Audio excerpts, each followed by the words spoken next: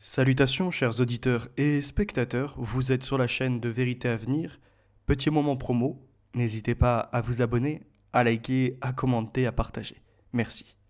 Aujourd'hui, Soros est dans le viseur de l'Europe et de certains nationalistes, mais sur la défensive, pris de panique, il a lui-même fait des menaces. Il a dit écoutez les Européens, je vais quitter votre territoire. Voyez les 200 millions que je fournis par an, ça va être fini. Les vannes vont être fermées. Les ONG, celles qui servent à certains migrants à être logés ou à être nourris, ça va être terminé.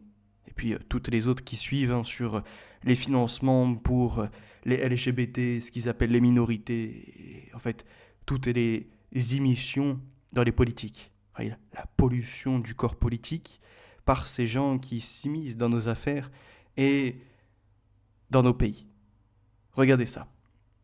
Il a légué sa fondation à l'un de ses fils, Alexander, qui maintenant est à la tête de celle-ci. George Soros tire sa révérence. Le milliardaire américain, l'un des investisseurs les plus célèbres au monde, grand donateur du Parti démocrate, a choisi l'un de ses plus jeunes fils, Alexander, 37 ans, pour lui succéder à la tête de ses fondations. Alex, issu de son second mariage, veillera sur un empire pesant 25 milliards de dollars. Plus politique que son père, de son propre aveu, bien décidé à empêcher le retour de Trump au pouvoir, il entend continuer à donner l'argent de la famille pour soutenir des hommes et femmes politiques de gauche, en y ajoutant des causes qui lui tiennent à cœur, comme le droit à l'avortement, le vote des électeurs latinos et afro-américains ou l'égalité des sexes. Nous voyons que son fils est toujours dans la lignée socialiste, gauchiste, s'attaquant aux droitards, patriotes, nationalistes, puisque leur objectif est la société ouverte. On va le revoir après. RFI le présente comme l'ennemi parfait. Ils essayent de lisser ces spéculations financières en disant que s'il a pu les commettre, c'est grâce à son expertise. Il passe un peu à la trappe une des condamnations pour délit d'initié et surtout montre qu'il sera attaqué par les méchants complotistes. Ces méchants patriotes à deux de cuit. Regardez, juif, riche à milliards, expert de la spéculation financière et apôtre du multiculturalisme, George Soros, né Georgi Schwartz en 1930 à Budapest, incarne tout ce qui fait le lit des théories complotistes. Il était l'ennemi parfait, raconte le consultant politique américain George Birnbaum, co-artisan de la réélection de Viktor Orban lors des législatives de 2018, au magazine suisse Das Magazine. À l'époque, la stratégie du Premier ministre sortant consiste à faire du philanthrope un épouvantail pour inciter les électeurs à se déplacer aux urnes. Une campagne d'affichage montre Soros au sourire carnassier, accompagné d'un slogan au ton menaçant. « Rira bien, qui rira le dernier ?» Je cite. C'était le plus simple de tous nos produits. Il suffisait de l'emballer et de le mettre sur le marché, poursuit George Birnbaum, cité par Conspiracy Watch. Déjà, quand des journalistes ou lorsque vous lisez un article, vous voyez une citation par Conspiracy Watch renvoyant à ce qu'on pourrait appeler des travaux entre guillemets de Rudi Reichstadt, c'est que le problème de fiabilité est bien là. C'est-à-dire que obligatoirement, l'article sera dans un prisme fermé, celui d'un gauchisme, d'un socialisme. Et peu importe les horreurs qui peuvent être commises par ces personnages, ils seront toujours présentés en philanthropes. Regardez. The man who broke the Bank of England. L'homme qui a fait sauter la Banque d'Angleterre. Un titre qui pourrait rappeler les actions de Nathan de Rothschild sur la Banque d'Angleterre en spéculant sur la bataille de Waterloo. Vous vous en souvenez ? Parfait. Regardez ça. On va nous faire passer ce Soros pour un Robin des Bois. Il vole aux riches pour donner aux pauvres. Et en plus, il montre les failles du système. Quoi de mieux ? C'est un homme parfait. Le 16 septembre 1992, George Soros lance un raid monétaire éclair sur la City de Londres. En quelques heures, le financier américain d'origine hongroise gagne 1,1 milliard de dollars en réussissant l'exploit de faire sortir la livre sterling du système monétaire européen, qui, rappelons-le, antérieurement était le serpent monétaire européen, mais au vu de l'instabilité par la France, par exemple, avec le franc qui rentrait et qui en ressortait, à ce moment-là, ils ont préféré basculer sur ce système monétaire européen. qui était censé apporter une stabilité. Et ce qui est incroyable, c'est que Soros n'a pas fait l'action seul. Il a été suivi par des banques, par d'autres fonds financiers, en dehors des hedge funds. Et là, on regarde Soros qui explique fièrement ce qu'il a fait, en disant que si ça a été commis, c'est que c'était permis, par un laxisme des politiques et des décideurs, et par des inactions pouvant empêcher ces spéculations. Il nous dit que le système monétaire européen avait été conçu pour neutraliser la spéculation inhérente au flottement des monnaies. Il a fonctionné tant que les autorités monétaires des différents pays ont joué le jeu de la coopération. En clair, s'il a réussi à faire ça, ce n'est pas de sa faute. Il faut léguer, voyez, à nouveau les mauvaises actions aux autres. Sauf que le 1,1 milliard de dollars qu'il fait, ce que les banques vont faire également derrière, qui le paye ? Le contribuable. Donc pourquoi le faire passer pour quelqu'un de miraculeux ? Regardez, dans un article de l'Obs, ils ont osé interroger Aleksander Smolar, président d'une fondation polonaise créée par George Soros. Et vous savez comment fonctionnent ces gens ? Ils ne demandent pas la main qui leur est tendue et ils ne vont pas cracher dans celle qui les a nourris et qui continue à leur verser je ne sais combien de milliers d'euros par an. Il n'a pas cherché à renverser des gouvernements, nous dit-il, mais il a été, de façon indirecte, un facteur de changement dans tous ces pays. Il a contribué, via les bourses pour étudier à l'étranger, via le travail de ses fondations, à faire progresser l'indépendance d'esprit des différents groupes de la société civile qui se sont naturellement révoltés au moment des crises contre les pouvoirs oppressifs.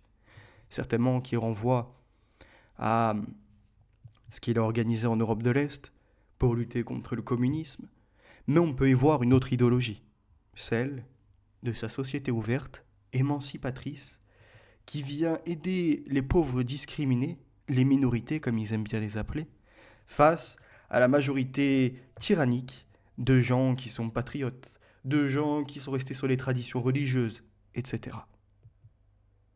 Et nous devons rappeler que Soros a été condamné.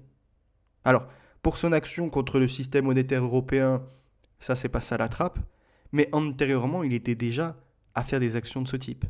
En 1988, Soros avait fait acquérir par son fonds d'investissement, Quantum Fund, un bouquet d'actions de 4 sociétés françaises récemment privatisées, dont la Société Générale pour un montant global de 50 millions de dollars.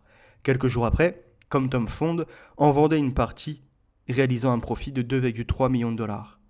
Une instruction ouverte en 1990 à l'encontre de Soros, suspecté d'avoir commis un délit d'initié en profitant d'informations privilégiées pour intervenir sur le marché boursier, dura 10 ans et vit se succéder 4 juges d'instruction. Première chose, on voit qu'il a fait 2,3 millions de dollars en bénéf, que son instruction a duré 10 ans avec 4 juges d'instruction, ce qui veut dire que ça a coûté de l'argent aux contribuables, et regardez, une fois qu'il est déclaré coupable de délit d'initié par le tribunal de grande instance de Paris et condamné en 2002 à une amende de 2,2 millions d'euros, jugement confirmé en appel. Donc déjà, on lui demande moins que ce qu'il a récupéré en spéculant, premièrement. Ensuite, on ne lui demande pas de rembourser les 10 ans d'enquête de juges d'instruction qui se sont suivis, etc. Donc nous, la France, on est perdant dans cette affaire. S'il faut, on a déboursé bien plus de 2 millions d'euros. Et surtout pour voir à la fin que, comme il a fait appel, le montant de cette amende est réduit à 940 000 euros en 2007. C'est une honte. Et on l'autorise encore à financer des choses sur notre territoire. Alors qu'un homme comme ça devrait être interdit de notre territoire. Regardez. On a également son côté de l'émission. Vous savez, la pollution de la politique qu'il peut faire en s'immisçant dans les affaires et en voulant imposer l'immigration massive. Et en 2015, un discours a été orchestré par Soros à la faveur de la migration. Il a appelé dans une tribune, que j'ai lue en détail, à une réforme de la politique migratoire européenne et à l'accueil de 300 000 réfugiés par an. Sauf que là, l'article, il oublie de dire que c'est 300 000 réfugiés issus du Moyen-Orient. Et que Soros n'a même pas prononcé un chiffre sur ceux provenant d'Afrique. Et que déjà, sur ces 300 000-là, il veut en plus les répartir sur tout le territoire de l'Union européenne. Puisqu'il en appelle, j'ai plus le nom en tête, mais à une des réformes qui avait été organisée et qui permettait de les redispatcher. Donc, au grand, vous l'avez compris. Oui, le remplacement. Le remplacement de la population par des gens venus d'ailleurs, avec des coutumes différentes. Parce que son objectif, c'est de détruire d'abord nos fondations ici, et par la suite, d'en faire de même pour eux, puisqu'ils ne sont plus sur leur territoire à se défendre. Alors, pour les pervertir dans les dépravations sexuelles et dans bien d'autres choses encore, pour faire s'effilocher les familles, rien de plus simple. Enlever les hommes, les faire se déplacer pour massacrer un autre peuple, et les femmes qui sont restées au pays, tenter de les pervertir, de faire tout leur tourisme qui est derrière l'exploitation humaine. Parce qu'on sait maintenant que ce ne sont pas les droitards qui font de l'exploitation humaine. C'est bien les gauchistes socialistes, ceux qui se donnent la bonne morale, qui vont engager des sociétés comme Uber Eats pour exploiter des humains pour se faire livrer de la bouffe, vont employer souvent en plus au black des gens pour faire leur ménage, et bien d'autres choses encore. Et on passe tous les trafics d'exploitation sexuelle des femmes, ou encore, dans d'autres pays, vous savez, ils leur prennent les passeports, et si tu veux tes passeports, tu vas travailler pendant un certain temps. C'est les mêmes socialistes que l'on entend dire qu'il n'y a pas assez de bras en France pour les gens qui arriveront à la retraite dans 10 ans. Donc en fait, eux, les boomers, ceux qui pensent à eux, et, ou en tout cas les descendants, vous voyez, ceux qui sont arrivés juste après les boomers, et qui veulent en fait se faire entretenir par la migration. Donc ce n'est pas un apport humain qu'ils souhaitent, c'est un apport d'esclaves. Et dans ce rapport-là, il y a également ceux qui se déclarent humanistes, qui vont travailler dans les associations ONG humanitaires, qui en fait se mettent des salaires dans la poche. Ils n'y vont pas gratuitement. Et donc ils prennent des subventions de l'État. On voit rapidement les mêmes ramifications des personnages qui sont liés et qui se servent en fait de la mauvaise gestion pour l'instant et on va dire de la gentillesse de la droite des patriotes pour faire toutes leurs mauvaises actions, la destruction, le wokisme et tout ce qui s'ensuit. Et là-dedans, on nous dit dans cet article que le forcing pour ces 300 000 réfugiés issus du Moyen-Orient, sans compter tous ceux qui veulent pousser de l'Afrique vers l'Europe, ce n'est pas une immigration de masse. Ceux qui le voient comme tel sont d'extrême droite, sont des fachos, sont en fait pas loin d'être racistes, sont du prisme de Camus. Ah, les méchants. En France, Valeurs Actuelles le présente en une de son magazine comme le milliardaire qui complote contre la France. En Italie, le leader de la Ligue Matteo Salvini l'accuse de vouloir faire de la botte un immense camp de réfugiés parce qu'il aime les esclaves. Et en 2023, après qu'il y ait des demandes d'enquête, qu'on voit qu'il y a des infiltrations au niveau des décisions, notamment de la Commission européenne des droits de l'homme, là où il y a quand même beaucoup de décisions qui sont orchestrées, et bien Soros a décidé de menacer l'Europe en disant, voyez les 200 millions à peu près que j'envoie par an, moi je vais me retirer. Et je vais investir ailleurs dans le monde.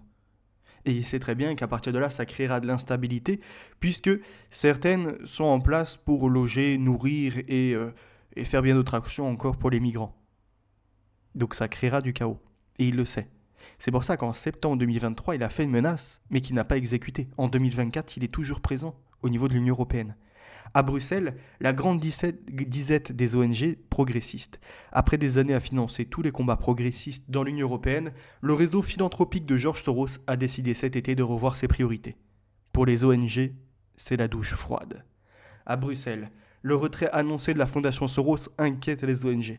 Donc partout, des grands titres, on est inquiet, Soros c'est le sauveur, et sans son assos, sans la fondation aussi des Bill Gates, sans ces deux-là, l'humanité serait effondrée.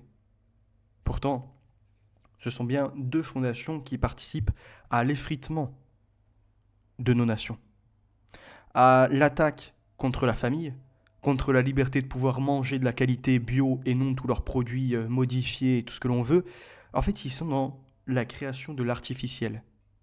Ils veulent des sortes de chimères, mélanger des choses qui ne peuvent être mélangées. Alors là, on ne parle pas d'humain, parce qu'entre humains, on peut se reproduire, mais de culture. Oui, il y a la chimère de la mélange d'un animal avec un autre, donc d'espèces différentes. Là, c'est pareil. C'est-à-dire que les humains, on est tous conçus dans les mêmes capacités, si je puis dire. On a des yeux, une bouche, etc. On peut se reproduire entre nous. Mais on a des concepts fort différents.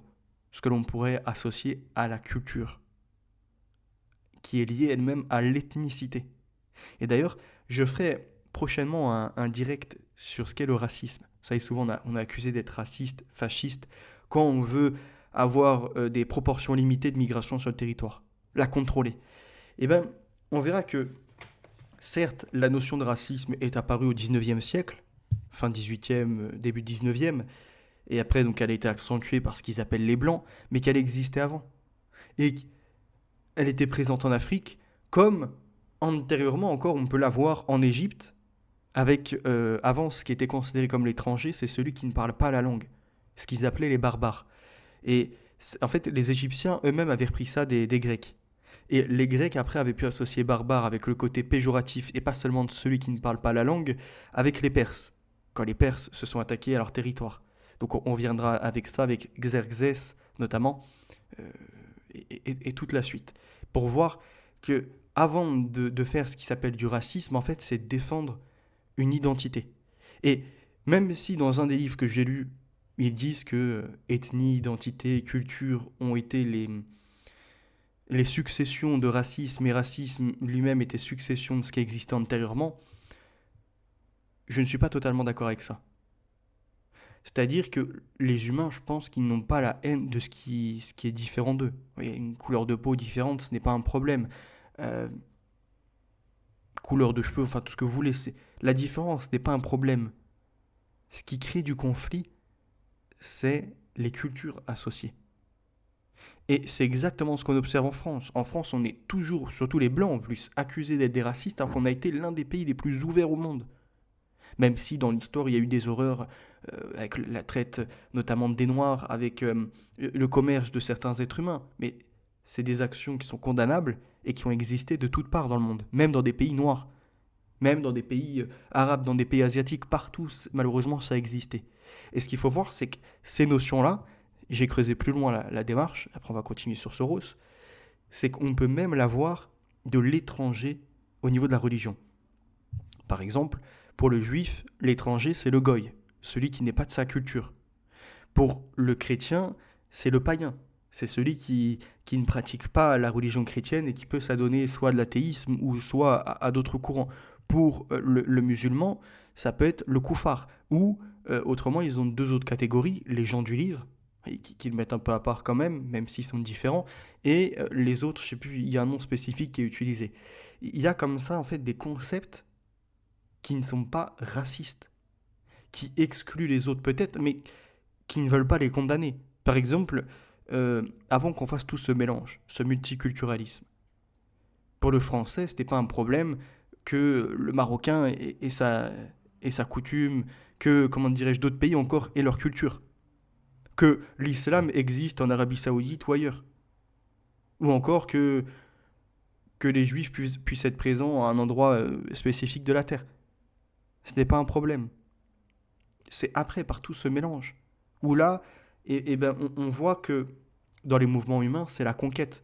Et en fait, dans le livre que je réédite, là, Nom de code Nouvel Ordre Mondial pour la guerre ouverte contre les peuples, j'ai commencé le livre avec euh, donc l'humanité, comment elle voit le jour. En fait, au début, il n'y a rien, c'est la Terre est informe, et vous voyez, il n'y a rien dessus. Et puis c'est la lumière qui fait les choses. La lumière qui permet, en fait, c'est la source de vie, c'est de là où tout jaillit.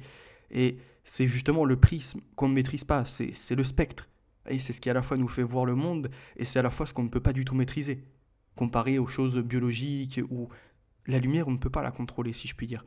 Et c'est elle qui a la source de la vie, qui fait la photosynthèse et tout ce qui s'ensuit. Mais regardez pour la suite, c'est que quand l'humain a commencé à accéder à l'exploration de la Terre, il a commencé à définir l'environnement. Il a vu que ce n'était pas illimité. Et à partir du moment où c'est limité, il faut enfin, il veut en tout cas s'approprier une partie de territoire pour le défendre. C'est chez lui. Tu peux pas lui faire du mal. Là, ici, c'est sa famille.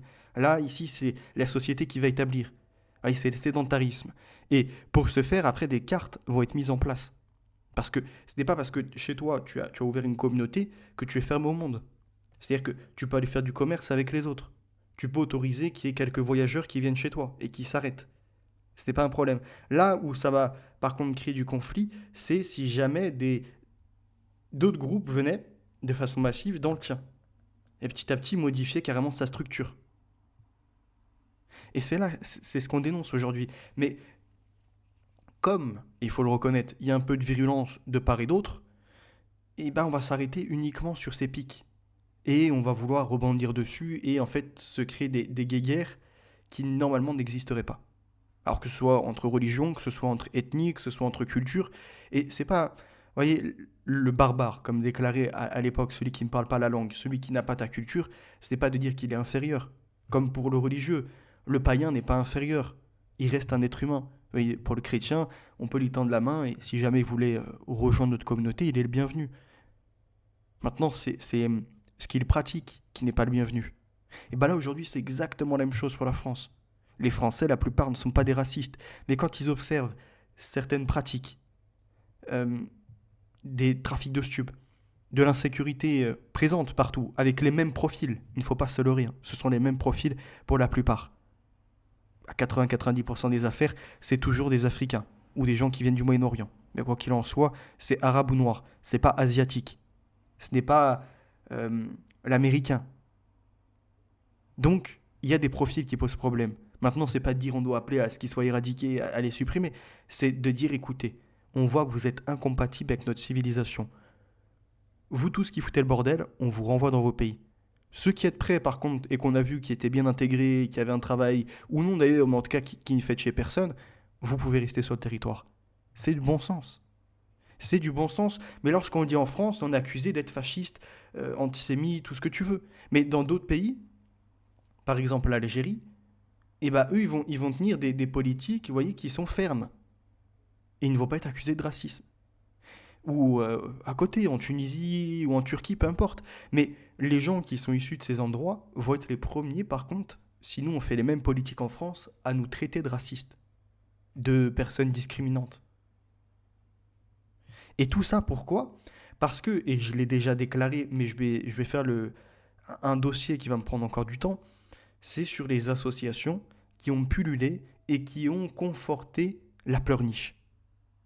En disant à ces gens, quelque part, venez sur la péniche, on va vous faire traverser le fleuve ou l'océan, et on fera en sorte, en fait, de vous pouponner, de prendre soin de vous. Que si on vous refuse un logement, bah, immédiatement on crie au racisme, comme ça vous l'aurez plus vite. Si encore un travail vous est refusé, et bah derrière on viendra amplifier le phénomène pour dire regardez, mais quel est ce patron de Geox qui refuse une voilée, ou quel est ce patron encore qui refuse tel profil. Et que petit à petit, par cette pleurniche, le non n'est même plus acceptable pour eux. C'est-à-dire que c'est des enfants gâtés. Vous voyez, l'enfant à qui, dès qu'il veut un jouet, on lui dit oui, et le jour où malheureusement il n'y a plus rien en poche, où on ne peut pas le prendre sur le moment présent, il fait une crise, il pète les plombs. Et il fout la honte partout dans le magasin. Au point où t'es là, t'es bon, tant pis, vas-y, je vais déposer ces courses-là et on va prendre ton jouet. Bon, enfin, ça c'est pour les parents du nouvel âge. Les anciens, eux, c'est pouf, une paire de baffes, je te remets sur l'autorité, tu remets tes pieds à terre, tu te tiens droit et tu nous suis. Voilà, ça c'est en fait les règles. Eux n'en ont plus. Les seules règles qui s'appliquent à eux et qui veulent imposer au monde, c'est qu'ils soient prioritaires partout. Et on l'a vu, je vous ai sorti une étude au niveau des hôpitaux français, contrairement à ce qui est laissé entendre, ce ne sont pas les blancs qui sont prioritaires, ce sont les maghrébins.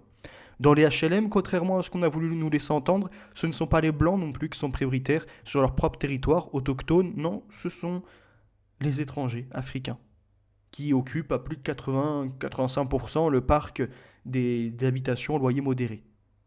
Et on peut sortir comme ça pléthore encore d'informations. Qui prend les subventions par milliard? Ah tiens, merde, des assos pro-migrants encore.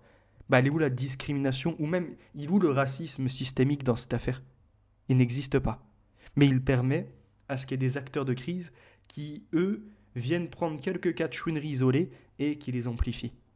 Pour après légitimer leur présence et donc leurs frais de financement, de fonction, de déplacement et tout ce qui s'ensuit. J'en ai fini pour ça, je reprends l'article. Donc, vous voyez comment il fonctionne, Soros. Il fait en sorte qu'il y ait plein d'associations comme ça qui soient présentes partout, pour après mettre la pression de je vais me retirer. Chose qu'il ne fera pas. Et vous allez comprendre pourquoi il veut se retirer. Mais avant, regardons comment les médias nous le présentent.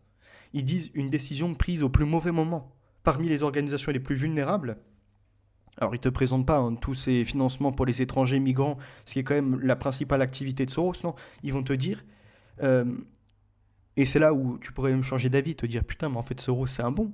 Parmi les organisations les plus vulnérables face à un manque de financement alternatif se trouvent les ONG luttant contre les effets néfastes des technologies. Parmi elles, les partisans d'une réglementation d'intelligence artificielle, les défenseurs de la protection contre les abus en ligne, ainsi que celles qui contrôlent les activités de surveillance de l'État et l'usage de logiciels d'espions. Ça, c'est présenté en premier. Pourtant, c'est que quelques bribes de ce que propose Soros. Et là, dans le deuxième temps, plus loin, les organisations travaillent sur des enjeux sensibles tels que les droits des femmes, des minorités, des migrants et la lutte contre les discriminations raciales sont également en première ligne. Vu ces implications, le départ de l'Open Society Foundation arrive au plus mauvais moment pour le projet européen qui fait face à l'essor des partis nationalistes et populistes rejetant les valeurs fondamentales sur lesquelles l'UE s'est bâtie. Mais l'UE, c'est les autres avant les nôtres. Ce que dénonce d'ailleurs Azzolino en prouvant par tous les documents nécessaires à l'appui qu'on envoie plus d'argent que l'on en reçoit de l'Europe, et même de l'Union européenne plus précisément, que l'euro nous a plongé dans un déficit, qu'aujourd'hui notre indépendance, notre souveraineté est remise en question, où on ne peut plus prendre nos propres décisions parce que l'UE derrière vient nous mettre des sanctions financières et vient nous tirer par la ceinture, si je puis dire. Et dans cet article, à nouveau, il y a la menace des partis nationalistes et populistes. Alors que moi, je vois plutôt une menace socialiste quand, dans certains médias, financés entre autres par les subventions publiques, les taxes et tout ce qui s'ensuit, on a comme ça, vous voyez, je sais plus, c'était Radio France, non, c'est un truc comme ça, où il y en a un qui a été viré parce qu'il est accusé de collaboration pour faire un livre avec Bardella. C'est-à-dire qu'il ne l'a même pas fait, mais accusé de penser. Vous voyez, on est déjà dans le monde orwellien. Pourtant, Soros, c'est quand même celui qui avait averti contre la Chine, contre Xi Jinping, que c'était un danger technocratique où les technologies prenaient le pas et permettaient à des tyrannies de se mettre en place et de terroriser, tétaniser toute une population qui ne peut plus s'exprimer. Ce qui peut être le cas, et sur ces éléments, on peut le rejoindre. Mais étrangement, en France, ceux qui usent de ces logiciels, de ces outils, sont les gauchistes. Que ce soit pour censurer sur Internet, par exemple sur les réseaux sociaux, faire de l'épuration. Par les mots-clés, tes vidéos sautent ou tes posts sont interdits. Qu'y a-t-il d'autre encore Par exemple, on le voit dans les médias, des gens qui ne peuvent plus être présents parce qu'ils ne sont pas socialistes, accusés d'être de droite, donc d'être à la peste brune. Et comme je vous le disais, chaque année maintenant, Soros verse à peu près 200 millions d'euros à des assos, des structures. Et je suis tombé sur ça. 15e législature, question numéro 30 412, qui a été posée il n'y a pas si longtemps que ça, il y a 4 ans. 16 juin 2020, et dedans, on voit monsieur José Evrard, qui attire l'attention de Madame la garde des Sceaux, ministre de la Justice, à propos des organismes européens de justice dont le mode de fonctionnement et certaines décisions surprennent les justiciables. La Cour européenne des droits de l'homme, institution du Conseil de l'Europe créée en 1959, a pour mission d'assurer la défense des droits et libertés des personnes sur les territoires des 47 pays signataires de la Convention européenne des droits de l'homme. Les 47 juges composant la Cour, soumis au devoir d'indépendance et d'impartialité, sont réputés pour leur moralité et leurs compétences. Or, une organisation non gouvernementale, le Centre européen pour les droits de la justice et la justice, le CEDJ, révèle dans un rapport sur des juges de la Cour que certains de ceux-ci ne correspondent pas tout à fait aux critères énoncés. En effet, sur 47 juges, 30 juges ayant siégé entre 2009 et 2019 s'avèrent être liés à différents niveaux à l'Open Society Foundation, c'est-à-dire au réseau de fondations appartenant au milliardaire George Soros, connu en France pour ses opérations contre la monnaie. Monsieur George Soros, qui a bâti une immense fortune grâce à la spéculation contre les monnaies nationales, n'est pas le mieux placé ni pour, je cite, consolider l'état de droit et la démocratie en Europe, ni pour œuvrer à la promotion des droits de l'homme, comme le veut la Cour dans ses finalités. La société ouverte que promeut George Soros est celle des nations ayant perdu leur originalité, diluées dans un monde sans frontières, peuplé d'individus interchangeables et sans épaisseur. Et je vous rappelle que le père de Soros était un partisan de l'espéranto, une langue qui se veut internationale, et je suis en train de creuser pour voir s'il n'était pas lié au mouvement des citoyens du monde, dont je vous ai déjà parlé et je vous ai partagé une vidéo. Je continue à creuser parce qu'on est sur des socialistes qui sont organisés. Et je rappelle que Soros est passé par la LHD, donc la London School of Economics. Alors je ne sais plus comment ils appellent ça. London School Economic, enfin quelque chose de la sorte, il faudrait que je vous retrouve, qui en fait avait été mis en place en 1895, donc une université qui reçoit des patrons ou encore des personnes liées à la politique, hein, qui vont devenir très importants, influents. Une université qui a ouvert en 1895, si je ne dis point de bêtises, par 4 membres de la Fabian Society, dont, on va dire, les éléments principaux de cette organisation-là et de l'université, les Webb. Sidney Webb et Beatrice Potter Webb. Et ce qui est incroyable, c'est que Sidney Webb a notamment écrit pour l'eugénisme. Et j'ai retrouvé des documents en anglais qu'après j'ai fait traduire et dont j'ai récupéré certaines informations qui seront introduits, ces passages dans La guerre ouverte contre les peuples, que je réédite, que je vais vous partager là, je pense, semaine prochaine ou dans 2 semaines au plus tard. Ça va être disponible gratuitement en PDF et je le mettrai sur Amazon en papier.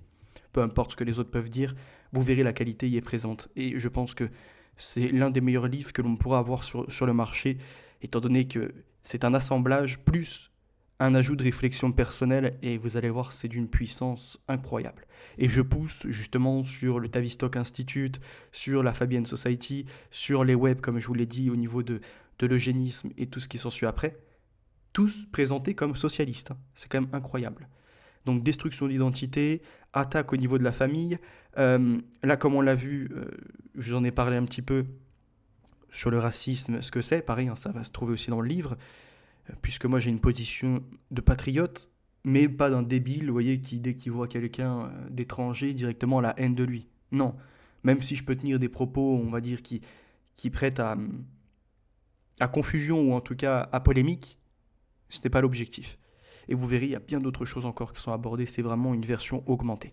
Pour revenir à la suite de ce qui est dit par cette personne, c'est qu'il alerte et dit plus grave, le CEDJ constate que dans 185 affaires, l'Open Society ou l'une de ses affiliées s'est trouvée donc impliquée dans la procédure, ce qui, je cite, met en cause l'indépendance de la Cour et l'impartialité des juges et pour le moins sème un doute quant à la validité des décisions de la Cour. Ainsi en est-il de plusieurs affaires mentionnées dans le rapport. Et là, c'est incroyable, écoutez bien, l'Autriche, la Grèce et l'Italie sont forcés de légaliser les unions homosexuelles. La Pologne est sommée de favoriser le droit à l'avortement. La France est contrainte d'autoriser le changement de sexe dans un texte. La Hongrie doit abolir la prison à vie. La Russie est sanctionnée pour avoir condamné des activistes féministes. L'Autriche doit légaliser l'adoption par le couple homosexuel. L'application de la charia en Grèce est validée. Et la réponse qui va être apportée à ce personnage, c'est que il y a un contrôle, les gens qui sont élus ne sont pas n'importe comment, donc passé, il n'y a rien à voir. Le 3 mars 2020, on se rappelle, Valérie Boyer et Julien Aubert avaient appelé Macron à réagir suite à ces révélations et demander des explications au chef de l'État et la suspension de la participation de la France à la Cour européenne des droits de l'homme. En 2023, au moment où Soros est à nouveau inquiété et menace de quitter l'Europe, Valérie Boyer, revenue à la charge, bravo à cette honorable femme, a peu été relayée d'ailleurs dans les médias, oui, je n'étais pas au courant avant de faire les recherches.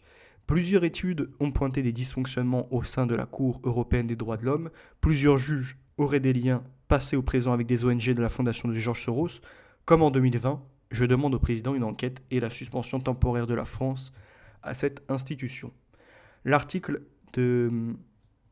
Je crois que c'est Baudelaire, il me semble, le site qui s'appelle comme ça, il faudrait que je revoie. Ou Boulevard Voltaire, je ne sais plus. Macron en soutien dans la CEDH, les constats posés par l'ECJL à 2 reprises n'ont pas été démentis, mais ils ont été minimisés. Au niveau européen, on s'en accommode. Emmanuel Macron accédera-t-il à la demande de Valérie Boyer d'engager une enquête sur les conflits d'intérêts graves, ces conflits d'intérêts graves? Gregor Pumpink ne nous cache pas ses doutes. Je cite. Macron s'est toujours présenté comme un grand soutien de la Cour européenne des droits de l'homme. C'est très bien que Madame Boyer fasse cette demande, mais elle sait que cela n'aboutira pas. Quelle serait la solution? Je cite, même si la CEDH est partagée avec d'autres pays, c'est quasiment une institution française puisqu'elle produit du droit qui s'applique en France, analyse Grégor Pumping. Il serait légitime et nécessaire que cette institution fasse l'objet d'une évaluation comme n'importe quelle autre institution française, un minimum. Et pour voir la suite de ce que Soros fait avec son Open Society, je vous renvoie au livre de Pierre-Antoine Plaquevent et j'en fais la présentation. Donc là, on était à la deuxième émission.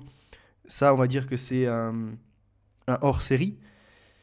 Et il y aura la suite, partie 3 qui arrivera prochainement. Soros, l'Open Society, émission 2 plus analyse économique. Et comme je vous le disais, la guerre ouverte contre les peuples arrive prochainement. Merci pour votre écoute, la vérité est notre avenir, les valeurs sont ancrées, la victoire est assurée. Bye.